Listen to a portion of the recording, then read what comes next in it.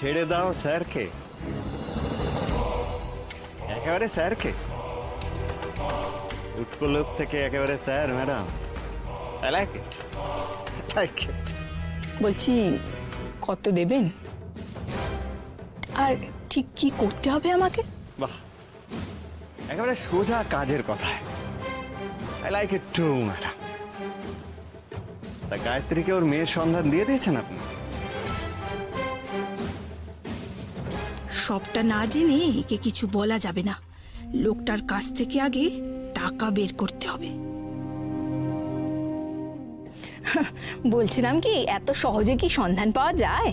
পুরনো রেকর্ড, তার উপর সেই সব আছে কি নেই কে জানে। অনাথ আশ্রমের নাম বদলেছে, জায়গা বদলেছে, খুঁজে তো দেখতে একটু সময় লাগবে না? সে সময় লাগলে লাগুক না ম্যাডাম, লাগুক, কিন্তু খোঁজ পাওয়ার পর সন্ধানটা আমাকে দেবেন।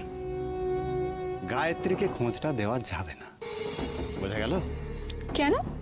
কারণও জানবেন, দামও নেবেন, তাহা কি করে হয় ম্যাডাম?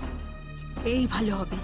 ওই বদের ধারে দুর্গামণি মিসেস চৌধুরীর মেয়ে হয়ে চৌধুরী বাড়িতে গিয়ে উঠবে।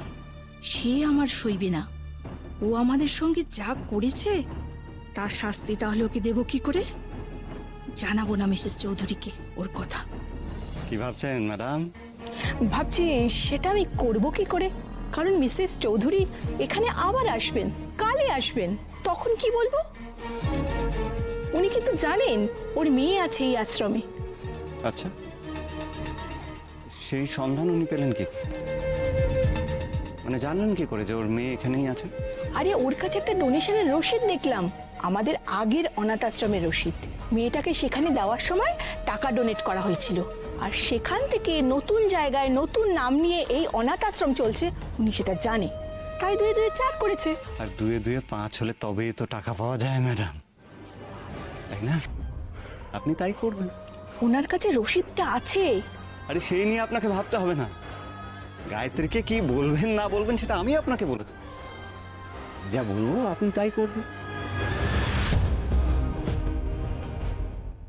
আমার সাথে হাত মেলাতে রাজি আছেন ম্যাডাম?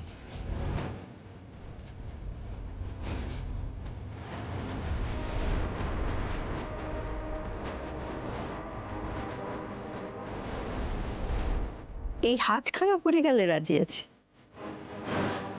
উপচে পড়বে ম্যাডাম।